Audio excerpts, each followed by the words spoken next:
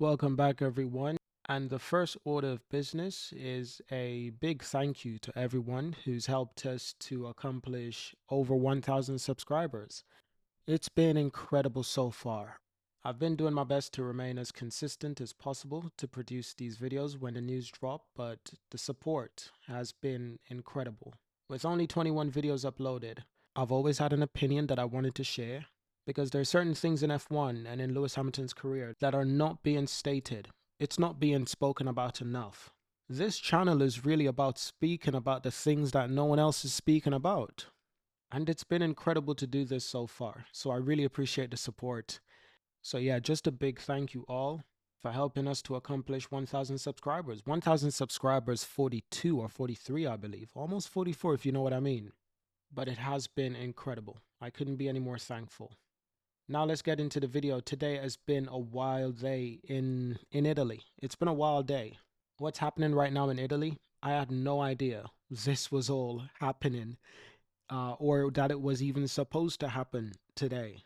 But nevertheless, the Italian royal family, all dressed up in their Ferrari gears, there they are, two princes. Well, one king, one prince.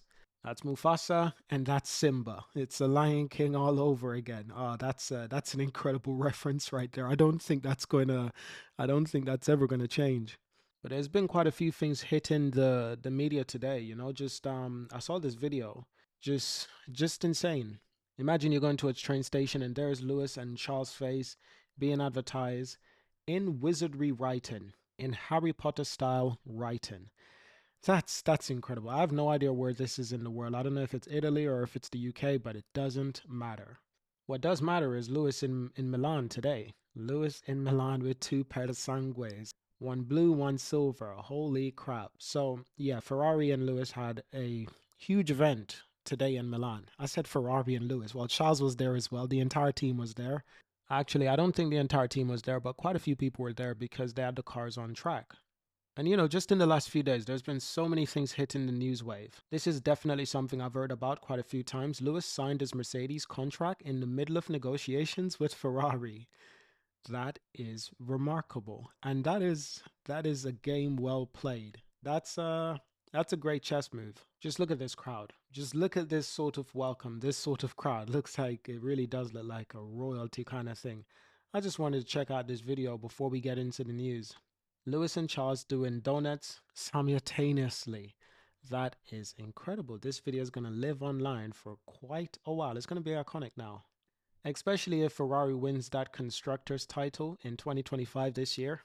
A lot of these build-ups, it's going to be iconic. And because they have the strongest driver pairing, and they might have a competitive car, competitive enough to keep up with the McLaren, beat the Mercedes, stuff like that, allow Lewis and Charles the chance to compete. Not just for the constructors, Lewis and Charles both want to compete for the driver's title. If they win the constructors, everything leading up to this will be incredibly successful. But if either of them wins the driver's title, it will make it even more. And at this moment, I'm okay with any of them winning that driver's title. I think with two guys like Charles and Lewis, I don't see how Lando can possibly beat both of these guys consistently throughout the entire season. Now, I expect Max to be there a lot of the seasons. I don't necessarily expect him to have the fastest car, but I do expect him to be there.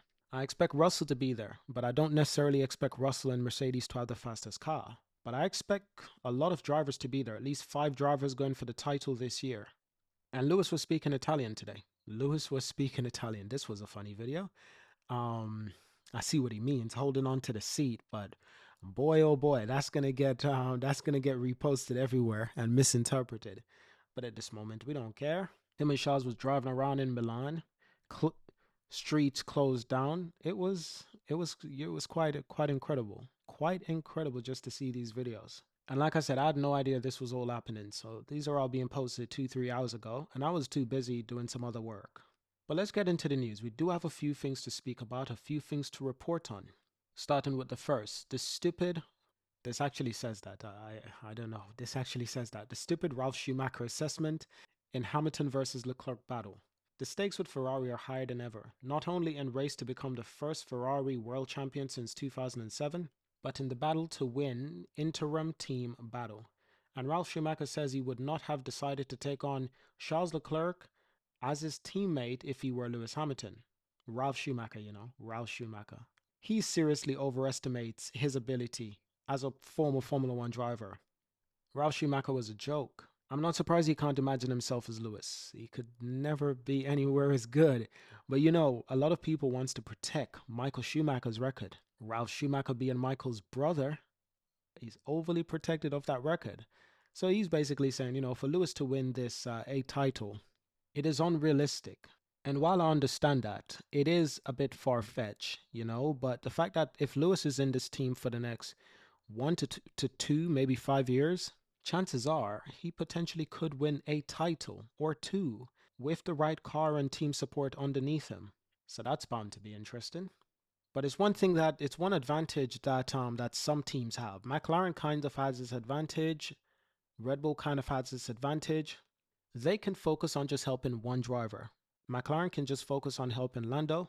They will prioritize Lando over Piastri if they have to, especially since Lando is the one beating his teammate. Yeah, that gets Lando a lot of team support.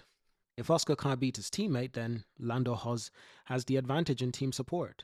And with Red Bull and Verstappen, yeah, Red Bull will happily put everything behind Verstappen. That's not even a question. Now, when the team is able to put everything behind just one driver, instead of trying to focus on both drivers, Charles and Lewis, because only one driver can take the Driver World Championship. So by focusing on one driver, you eliminate all of the overcomplications. But Ferrari has two number one drivers and they have to focus on both number one drivers. That's not easily done. But to be honest, Ralf Schumacher just likes to talk a lot of shit. His article says it begs the question, which side of the garage will come out on top? Schumacher reckoned Leclerc could have the edge, as Wiley accepted may be seen as stupid to say Hamilton is closer to retirement. That is a fact. Well, yes, Hamilton is closer to retirement. There's no doubt about that. But even at Hamilton's worst, he is still a few times better than Ralf Schumacher. 2, 3, 5 times better than Ralf Schumacher. Ralf, you don't get to entertain this conversation. Article went on to say, either way, he believes there will be an intense pressure on Ferrari and that it will come from both sides of the garage. I think it's nice that he's taken on a challenge, Ralf said, but the risk is very, very high for Ferrari, he told Backstage, Boxing Gas's podcast. Both sides can lose. That is true, both sides can lose the title if drivers are taking points off for each other. That is true. If Lewis and Charles spend all the time battling each other and not fighting Lando, Max, Russell, but sometimes I'm okay with that. Because in 2007, Alonso and Hamilton were fighting each other. Yet Hamilton was going to win that title easily. What cost him the title was badly worn out tires in China and the car reliability or lack thereof reliability in Brazil, the final race that really cost Hamilton that title by one measly point. And Alonso and Hamilton basically finished on both points, but Hamilton lost a lot of points in that Chinese Grand Prix where he basically retired from the race. And back then they didn't give out a lot of points compared to these days. It was a bit less points back in those days. So what I'm basically saying is the fastest driver can still win. But I still understand why having a clear number one going for the title can also be a huge benefit. And this year we're really going to see on display just how easy it is for McLaren to focus on one driver, and Red Bull, we've seen that before, how easy it is for them to focus on just one driver. And we're going to see the difficulty of trying to focus and please both drivers, because McLaren was kind of doing that last year where they were in doubt that Lando could catch Max. And I can understand why they had doubts, because he couldn't catch Max, even with the advantage of having a much faster car than Max in multiple races. Now, this article went on to say, if Charles is slower, then he's no longer treated as the exceptional talent he is often thought to be. And if Lewis Hamilton, it will also be difficult if Charles is ahead. I don't think so. I don't think it'll be difficult for Lewis. He likes this challenge. He's going in for it, looking for a challenge. And he's never really backed down from challenge. Now, there's quite a bit of pressure on the team within the team. Article goes on to say, I don't know if I would have made the decision to drive next to Leclerc because one driver is full of juice while the other is already heading towards retirement. Even if that sounds stupid. Difference is, there's never been a driver quite like Lewis Hamilton. And he's already proven to be able to win a race past 300 Grand Prix. At 39 years old, basically 40 years old, can he keep on winning in his 40s? That's going to be exceptional. I find it very hard to imagine if Lewis won't finish this year with at least one Grand Prix win. Some tracks is just more difficult to win at than others. But Lewis being the tire management genius that he is, the race pace inhuman ability that he has, even though Lewis is not well known to the team as Charles, I think Lewis is still going in with all of his talents, and that's a huge advantage. But Charles will get to enjoy the fact that he can learn so much from an 8-time world champion in Lewis Hamilton, the greatest driver of all time, the most decorated pilot to ever driven a Formula One car. Now let's get into something else. Mercedes icon brands Lewis Hamilton to Ferrari very sad after stolen 2021 title. Former Mercedes Motorsport boss Norbert Haug said it's very sad to see Hamilton in Ferrari red ahead of the F1 2025 season. He believes Hamilton and Mercedes suffered a demolition after the 2021 World Championship was stolen from the British driver at that year's Abu Dhabi decider. So Hamilton is preparing for his first season as a Ferrari driver, joined the Italian team from Mercedes on a multi-year contract. It marks the only second team switch of Hamilton's illustrious career, with only previous transfer occurring at the beginning of 2013 when he swapped McLaren to Mercedes. Hamilton cemented his status as the most decorated driver in F1 history over the course of 12 seasons at Mercedes, equaling Michael Schumacher's record of 7 World Championships in 2020, before becoming the first man to reach 100 Grand Prix victories and 100 pole positions the following year. Hamilton's switch will see him race a non-Mercedes engine for the first time in his career, with the German manufacturer powering each of his 356 F1 starts, stretching back to his debut in season with McLaren in 2007. That is iconic and incredible. As the former head of Mercedes motorsport activity, Haug played an instrumental role in the rise of Hamilton throughout Mercedes' works partnership with McLaren. The 72-year-old narrowly missed out on reuniting with Hamilton at the Brackley-based F1 team, having been replaced by Toto Wolff at the end of 2012. Haug met with Hamilton for the first time in years during the driver's Mercedes farewell tour in December, which saw the 40-year-old visit Mercedes headquarters in Stuttgart, Germany, as well as the base of title sponsor Petronas in Kuala Lumpur, Malaysia. Speaking to Sky Germany, Haug confessed that it's very sad to see Hamilton in Ferrari colours, having expected the 7-time world champion to finish his career with Mercedes. And he backed Hamilton to give everything in a bid to land a record 8th world championship with Ferrari.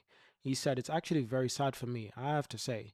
I would have never thought that Lewis would switch again.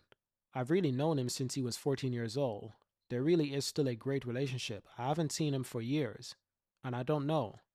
When you've worked with people, with racing drivers for so long, it's like the first day, as if the last meeting was yesterday. Anyone who thinks that he will give up at 40 and step on the gas less and work less intensely will be wrong. He will give everything at Ferrari.